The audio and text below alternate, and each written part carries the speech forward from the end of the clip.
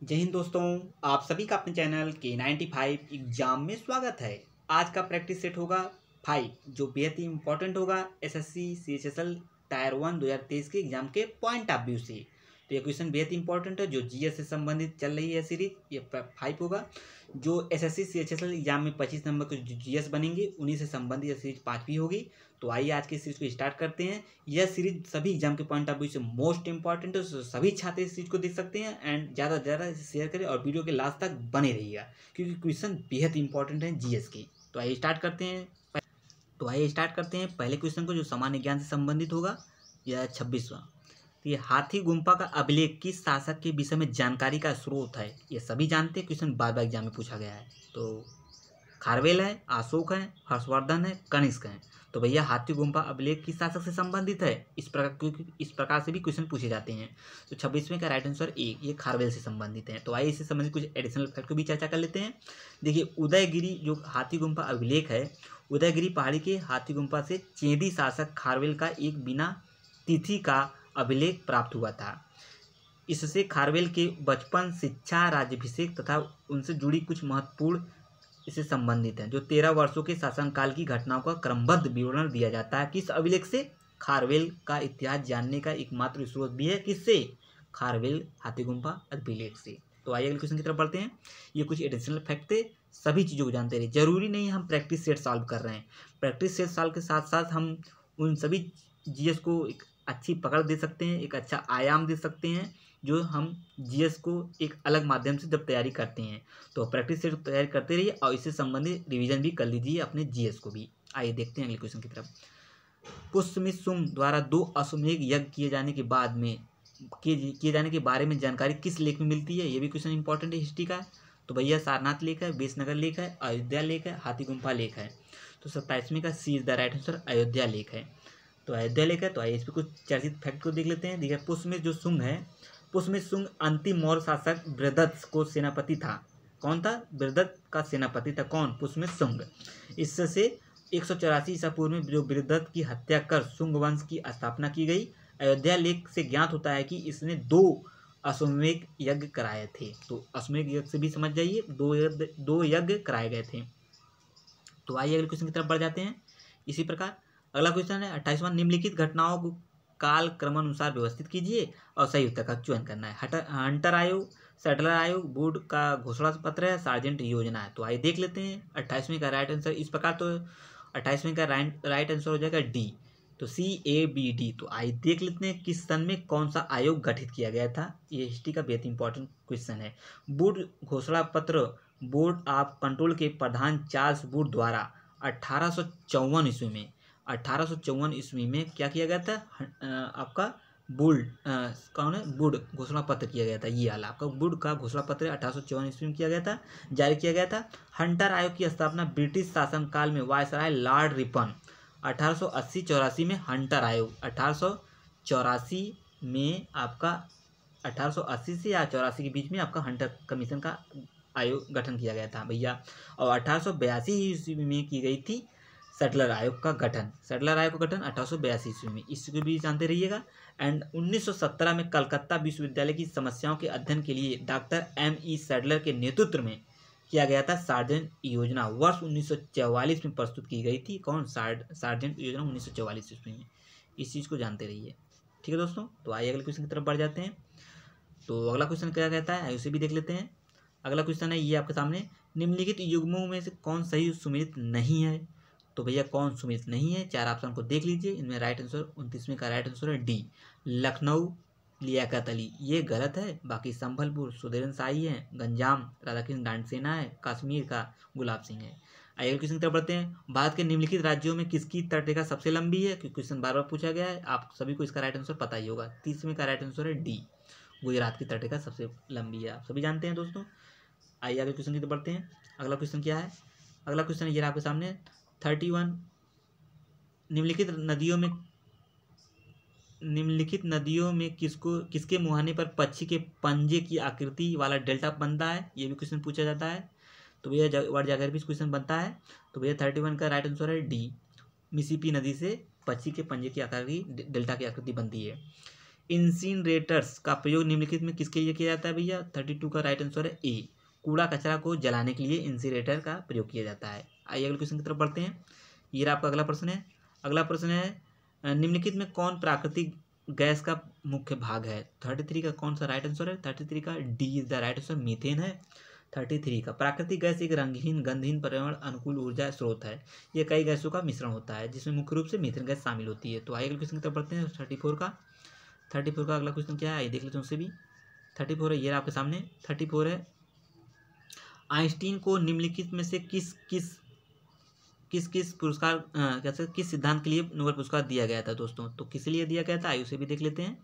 तो 34 का right answer है बी, यह प्रकाश विद्युत के सिद्धांत के लिए इन्हें आइंस्टीन को नोबेल पुरस्कार दिया गया था। इस चीज़ को जानते ही क्वेश्चन पूछा जाता है, इस प्रकार क्वेश्चन बार बार बनते हैं। एंड आप सभी मित्रों को वीडियो अच्छा लग रहा है तो चैनल को जरूर सब्सक्राइब कर सकते हैं। नेक्स्ट सीरीज पाने के लिए 5वीं सीरीज होगी SSC CHSL के एग्जाम के पॉइंट ऑफ व्यू से मोस्ट इंपॉर्टेंट प्रैक्टिस सीरीज चल रहा है। एंड कमेंट बॉक्स में जरूर बता सकते हैं सीरीज कैसी लग रही है। अगर कोई सुझाव देना चाहते हैं, कुछ बदलाव चाहते हैं, उसके लिए भी कमेंट कर सकते हैं। तो कमेंट जरूर करिए क्योंकि आपका कमेंट ही महत्वपूर्ण होता है उत्साहवर्धन के लिए। तो दोस्तों आइए स्टार्ट करते हैं, अगला क्वेश्चन की तरफ बढ़ते हैं। अगला क्वेश्चन ये है, निम्नलिखित में कौन सा भारत में भाषा के आधार पर बना पहला राज्य था भैया? तो ये तो सभी जानते हैं, क्वेश्चन इंपॉर्टेंट है पॉलिटिक्स से संबंधित। 35 का सी, आंध्र प्रदेश बना था। ठीक है दोस्तों, 35 का भारत में भाषा के आधार पर क्या हुआ, आइए देखते हैं आगे। तो आइए देख लेते हैं दोस्तों आइए देख लेते हैं इससे संबंधित कुछ एडिशनल फैक्ट हैं। जो कौन भाषा के आधार पर पहला राज्य बना था? तो भैया आंध्र प्रदेश बना था। भैया भारत की भाषा के आधार पर सर्वप्रथम आंध्र प्रदेश पृथक राज्य के रूप में सृजन वर्ष 1953 में, मतलब कब बना था? तो 1953 में बना था। इस सन को जानते रहिए, कभी कभी इससे भी क्वेश्चन बन सकता है। राज्य पुनर्गठन अधिनियम 1956 द्वारा भाषाई आधार पर राज्यों का पुनर्गठन वर्ष 1956 में किया गया था। इस चीज़ को जानते रहिए।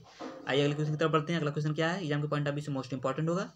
तो आइए देखते हैं अगला क्वेश्चन है, सरकारी आयोग की संस्तुतियों व निम्नलिखित में किससे संबंधित है भैया? तो 36 का डी द राइट आंसर केंद्र राज्य संबंध से संबंधित है। आइए अगले क्वेश्चन की तरफ बढ़ते हैं। अगला क्वेश्चन, सर्वप्रथम संसदात्मक सरकार किस देश में आरंभ की गई थी भैया? तो 37 का A is the right answer Great Britain यानी यूके में की गई थी। तो भैया आइए अगले क्वेश्चन की तरफ बढ़ते हैं। 37 का क्या हो गया, ए इज द राइट आंसर।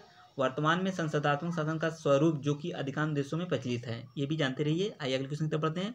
निम्नलिखित करों में कौन सा कर ग्राम पंचायतों द्वारा लगाया जाता है? बिक्री कर, भू राजस्व कर, स्थानीय मेलों पर कर, उपयुक्त में से सब कोई नहीं। तो भैया 38 का सी, स्थानीय मेलों पर कर लगता है। भारत में नगरीय क्षेत्रों में BPL परिवारों की पहचान के लिए निम्नलिखित में कौन सी समिति गठित की गई थी? इकोनॉमिक्स का बेहतरीन क्वेश्चन है, इस प्रकार क्वेश्चन बनते हैं दोस्तों। तो भैया 39 का राइट आंसर हो जाएगा डी, हासिम समिति। किससे संबंधित है? ये आपकी BPL परिवार से संबंधित है। ठीक है, इसको जानते रहिए। निम्नलिखित में कौन भारत में गरीबी रेखा का निर्धारण करता है दोस्तों? केंद्रीय मंत्रिमंडल, लोकसभा, राज्यसभा, नीति आयोग। तो 40 का राइट आंसर है डी, नीति आयोग। आइए देखते हैं कुछ इससे संबंधित महत्वपूर्ण फैक्ट जो होंगे उस पर भी हम चर्चा कर लेते हैं। लेकिन देखिए क्या है, भारत में योजना आयोग राष्ट्रीय एवं राज्य स्तर पर निर्धनता रेखा के निर्धारण हेतु नोडल एजेंसी है। कौन सी एजेंसी है? नोडल एजेंसी है। इस चीज़ को जानते रहिए। जो 1 जनवरी 2015 में से योजना आयोग का स्थान नीति आयोग ने ले लिया था। कब से लिया था? 2015 से। ये भी पूछा जा सकता है किसने किसका स्थान लिया है। तो आइए देखते हैं अगला क्वेश्चन। ये रहा आपका अगला क्वेश्चन 41वां, भारत सरकार द्वारा घोषित ABC इंडेक्स निम्नलिखित में किससे संबंधित है? कृषि, संचार, स्वास्थ्य, शिक्षा। तो 41 का सी, स्वास्थ्य से संबंधित है। तो आइए अगले क्वेश्चन की तरफ बढ़ते हैं। 42वां क्वेश्चन ये आपके सामने, 2011 की जनगणना के अनुसार निम्नलिखित राज्यों में किस में ग्रामीण एवं शहरी दोनों क्षेत्रों में शिशु लिंग अनुपात न्यूनतम है? उत्तर प्रदेश, केरल, हरियाणा, जम्मू और कश्मीर। तो 42 का C is the right answer, Haryana संबंधित है 42। जानते हैं 2011 की जनगणना के अनुसार ये सभी चीज़ें दी गई हैं। तो आइए देखते हैं अगला क्वेश्चन ये रहा आपके सामने, सुपरसोनिक क्रूज मिसाइल ब्रह्मोस निम्न से किसका एक संयुक्त उपक्रम है? इस प्रकार क्वेश्चन बनेंगे दोस्तों करंट से। आपका कभी किससे क्या संबंधित है, इस प्रकार भी क्वेश्चन बनते हैं। तो इस चीज़ को भी जानते रहिए। तो भारत और रूस का, भारत चीन, भारत इजराइल, उपयोग से कोई नहीं। तो 43 का क्या हो जाएगा? ए, भारत तथा रूस से संबंधित है। A brief history of time नामक पुस्तक किससे लिखी गई है? जानते हैं एग्जाम में एक क्वेश्चन आपका दिवस से होगा, एक बुक से होगा एंड कुछ घटनाओं से संबंधित होंगे। इस चीज़ को जानते रहिए। ये सभी क्वेश्चन आप सभी तो जान सकते हैं क्योंकि कुछ चीज़ें पहले से ही मेंशन होती हैं, जैसे आप एक दिवस हुआ या एक पुस्तक हुआ या एक कुछ इससे संबंधित कुछ और भी चीज़ें हो सकती हैं। तो भैया 44 का राइट आंसर है ए, स्टीफन हॉकिंग द्वारा a brief history of times नामक पुस्तक लिखी गई थी। तो आइए 45 का देखते हैं कौन राइट आंसर क्या होगा। ये रहा आपके सामने, नॉर्मन बोरलॉग किस क्षेत्र में नोबेल पुरस्कार पाए थे भैया, प्रदान किया गया था इनके संबंधित? तो भैया कृषि था, अर्थशास्त्र था, औषधि, शांति।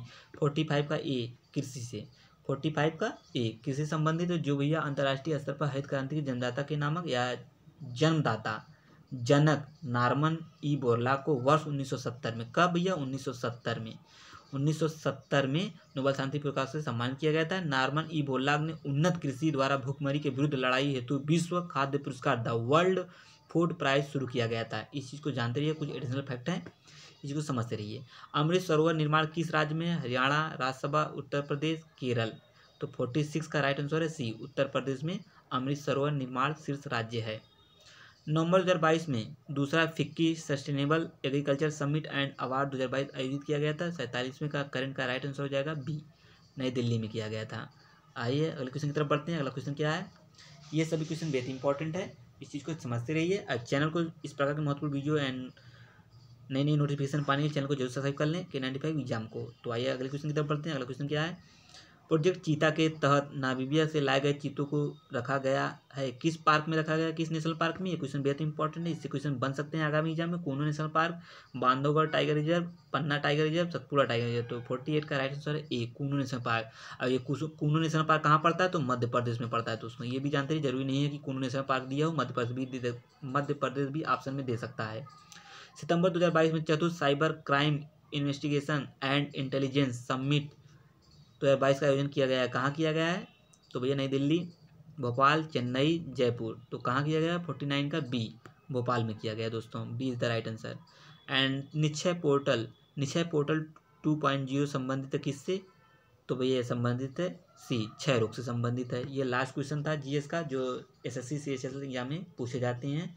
ये 25-25 का जो सेगमेंट है, प्रैक्टिस सेट 5 था, लगातार सीरीज चल रही है। चैनल को जरूर सब्सक्राइब कर ले यह 6वीं सीरीज को पाने के लिए। अब मिलेंगे नेक्स्ट वीडियो में। एंड अगर आप सभी कुछ सुझाव चाहते हैं कमेंट बॉक्स में आंसर दे सकते हैं। एंड और कोई चीज़ हो कमेंट बॉक्स में सारी चीज़ें बता सकते हैं। अब मिलेंगे नेक्स्ट वीडियो में, तब तक के लिए बहुत बहुत धन्यवाद। कमेंट बॉक्स जरूर बताइए और चैनल को जरूर सब्सक्राइब कर लें। Thank you. जय हिंद, जय भारत।